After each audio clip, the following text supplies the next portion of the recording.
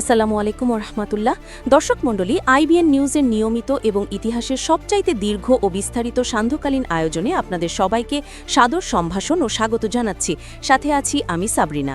আজকের সন্ধ্যাটি বিশ্ব রাজনীতির ইতিহাসে এবং মানব সভ্যতার জন্য একটি চরম অনিশ্চয়তার সন্ধ্যা হতে যাচ্ছে, কারণ আজ ১৫ ফেব্রুয়ারি রবিবার মধ্যপ্রাচ্যের সপ্তাহের প্রথম কার্যদিবসে বিশ্ববাসী এমন এক ভয়াবহ এবং শ্বাসরুদ্ধকর পরিস্থিতির সাক্ষী হয়েছে যা ১৯৪৫ সালের দ্বিতীয় বিশ্বযুদ্ধের পর আর কখনো দেখা যায়নি। গতকাল আমরা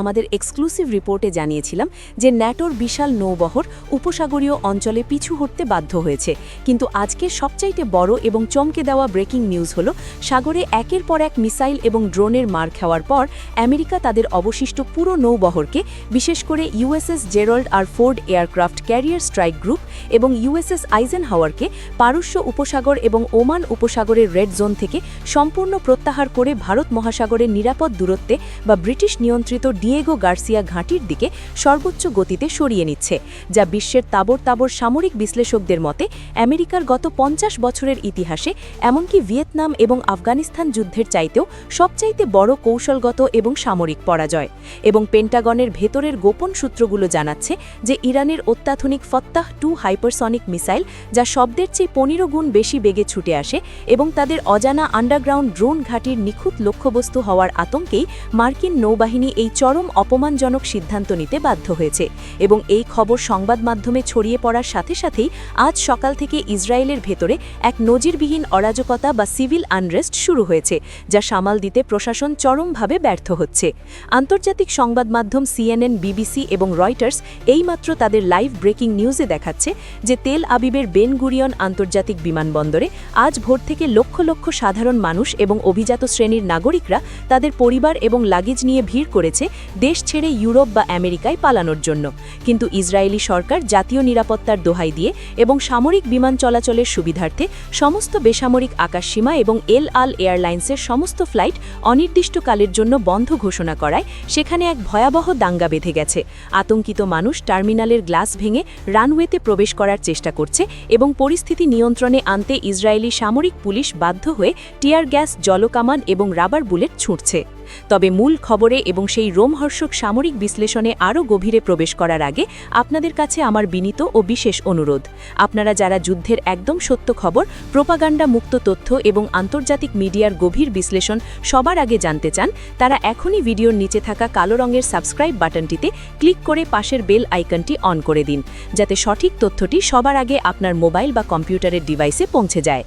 দর্শক, আজকের দিনের সবচাইতে গোপন এবং পুরো বিশ্বকে তোলপাড় করা খবরটি এসেছে মস্কোর ক্রেমলিন এবং ওয়াশিংটনের হোয়াইট হাউসের রেড টেলিফোন বা ইমার্জেন্সি হটলাইন থেকে। আমাদের হাতে আসা রুশ গোয়েন্দা সংস্থা এফএসবির একটি লিক হওয়া অত্যন্ত স্পর্শকাতর টপ সিক্রেট রিপোর্টে দাবি করা হয়েছে যে আজ ভোর ৪টায় মার্কিন প্রেসিডেন্ট ডোনাল্ড ট্রাম্প এবং রাশিয়ান প্রেসিডেন্ট ভ্লাদিমির পুতিনের মধ্যে প্রায় ৪৫ মিনিট ব্যাপী এক চরম উত্তপ্ত এবং হুমকিপূর্ণ ফোনালাপ হয়েছে।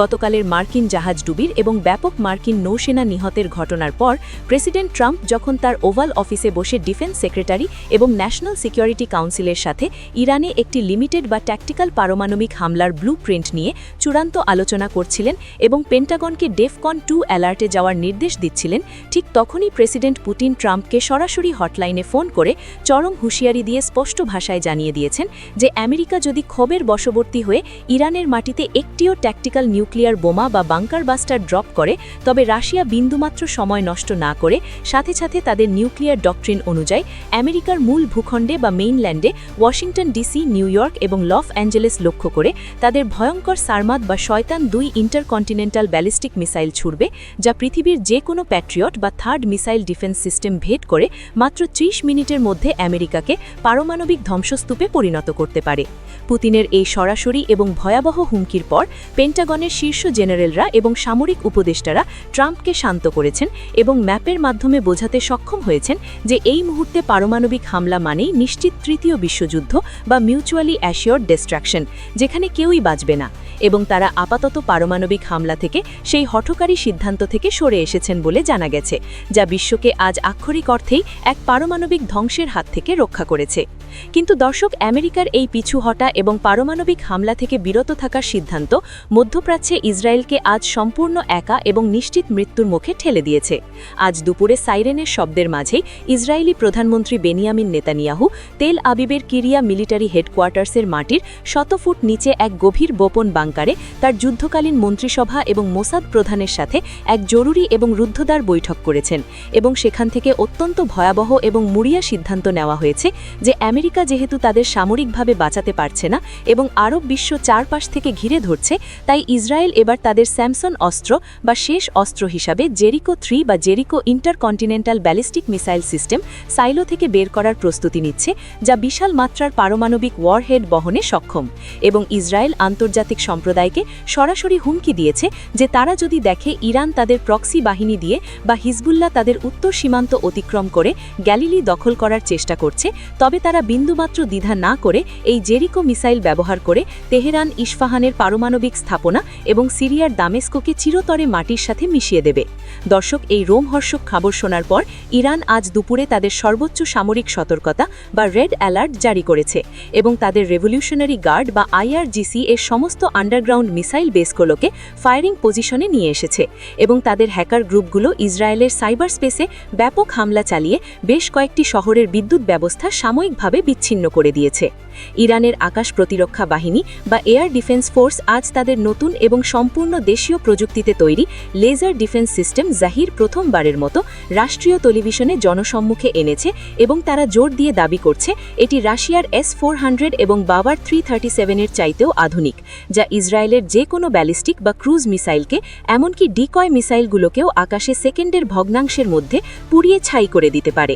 দর্শক, যুদ্ধের এই ভয়াবহ ভূরাজনৈতিক ডামাডোলের মাঝে বৈশ্বিক অর্থনীতির খবরে আজ রবিবার মধ্যপ্রাচ্যের শেয়ার বাজারগুলো খোলার সাথে সাথে তাসের ঘরের মতো ধসে পড়েছে। দুবাই এবং রিয়াদের স্টক এক্সচেঞ্জে বিনিয়োগকারীদের মধ্যে চরম প্যানিক সেলিং হওয়ায় আজ দুপুরের আগেই লেনদেন সার্কিট ব্রেকার দিয়ে সম্পূর্ণ বন্ধ করে দিতে হয়েছে এবং ওয়াল স্ট্রিটের ডাউ জোন্স সূচক এক ধাক্কায় 5000 পয়েন্ট নিচে নেমে গেছে। পাশাপাশি বিশ্ববাজারে ব্রেন্ট ক্রুডের দাম আজ ব্যারেলে প্রতি $250 স্থির হয়েছে, যা সাধারণ মানুষের ক্রয় ক্ষমতার সম্পূর্ণ বাইরে চলে গেছে, যার ফলে গ্লোবাল সাপ্লাই চেইন বা বিশ্ব সরবরাহ ব্যবস্থা কার্যত স্থবির করে দিয়েছে। সোনার দাম আউন্স প্রতি $3000 ছাড়িয়ে গেছে।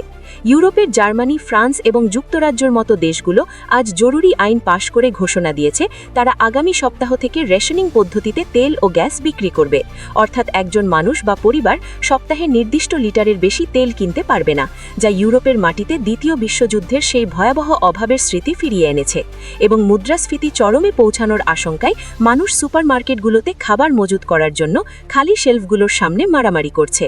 দর্শক, এই বৈশ্বিক সংকটের ঢেউ আমেরিকার অভ্যন্তরীণ রাজনীতিতেও আজ প্রবল ঝড় তুলেছে। ওয়াশিংটন ডিসিতে আজ সকাল থেকে লক্ষ লক্ষ যুদ্ধবিরোধী মানুষ হোয়াইট হাউসের সামনে ক্যাপিটাল হিলের চারপাশে বিশাল বিক্ষোভ করছে এবং তারা প্ল্যাকার্ড হাতে স্লোগান দিচ্ছে, নো মোর ওয়ার বা আর কোনো যুদ্ধ নয়, আমরা আমাদের ট্যাক্সের টাকায় ইসরায়েলের জন্য তৃতীয় বিশ্বযুদ্ধ চাই না। পরিস্থিতি নিয়ন্ত্রণে আনতে ন্যাশনাল গার্ড মোতায়েন করা হয়েছে। আমেরিকার বিরোধী দল ডেমোক্র্যাটরা এবং কংগ্রেসের বেশ কিছু প্রগতিশীল সদস্য আজ একজোট হয়ে প্রেসিডেন্ট ট্রাম্পের অভিশংসন বা ইমপিচমেন্ট দাবি করে কংগ্রেসে বিল উত্থাপনের প্রস্তুতি নিচ্ছে। এই সম্পূর্ণ ব্যর্থ যুদ্ধ পরিস্থিতি তৈরি করা এবং আমেরিকান অর্থনীতিকে খাদের কিনারে ঠেলে দেওয়ার জন্য, যা প্রেসিডেন্ট ট্রাম্পকে সামনের নির্বাচনের আগে রাজনৈতিক এবং মানসিকভাবে আরও চরম চাপে ফেলে। অন্যদিকে এই সুযোগে চীনের প্রেসিডেন্ট শি জিনপিং তাইওয়ান প্রণালীতে তাদের নৌবাহিনীর বিশাল মহড়া শুরু করে দিয়েছেন, যা পরিস্থিতিকে আরও ঘোলাটে করেছে। দর্শক, মধ্যপ্রাচ্যের এই পরিস্থিতি এখন এমন এক জটিল এবং ভয়ঙ্কর পর্যায়ে দাঁড়িয়েছে যেখানে ইসরায়েল চারদিক থেকে কোণ ঠাসা হয়ে একটি ডুবন্ত জাহাজের মতো মরণ কামড় দিতে চাইছে, কারণ তাদের হারানোর আর কিছু নেই। অন্যদিকে আমেরিকা নিজেদের অভ্যন্তরীণ রাজনীতি, অর্থনৈতিক ধস এবং রাশিয়ার পারমাণবিক হুমকির ভয়ে দ্বিধায় বিভক্ত এবং ইরান, রাশিয়া, চীন জোট মধ্যপ্রাচ্যে তাদের চূড়ান্ত বিজয়ের খুব কাছাকাছি দাঁড়িয়ে আছে। এখন পুরো বিশ্বের চোখ একটি দিকেই। দেখার বিষয়, নেতানিয়াহু কি সত্যিই তার অস্তিত্ব রক্ষার খাতিরে জেরিকো মিসাইল ছোড়ার মতো আত্মঘাতী এবং পুরো বিশ্ব ধ্বংসকারী সিদ্ধান্ত নেবেন, নাকি নিজ দেশের জনগণের প্রচণ্ড চাপে এবং রাস্তায় চলমান দাঙ্গার মুখে ক্ষমতা ছেড়ে দিয়ে মার্কিন জান্তার হাতে শাসনভার তুলে দিতে বাধ্য হবেন? আমরা আমাদের নিউজ ডেস্কে বসে সারারাত এই শ্বাসরুদ্ধকর পরিস্থিতির ওপর নজর রাখব এবং আপনাদের প্রতি মুহূর্তের ব্রেকিং আপডেট দিতে থাকব।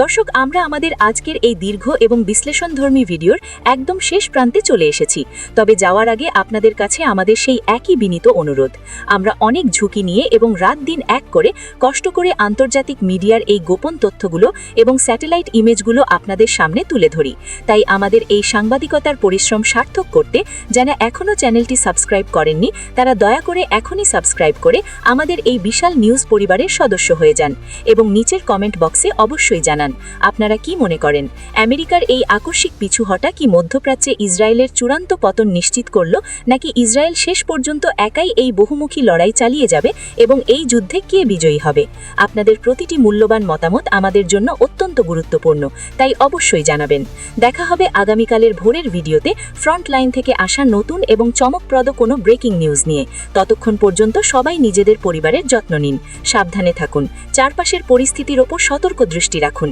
এবং বিশ্বস্ত খবরের জন্য IBN নিউজের সাথেই থাকুন। আল্লাহ হাফেজ।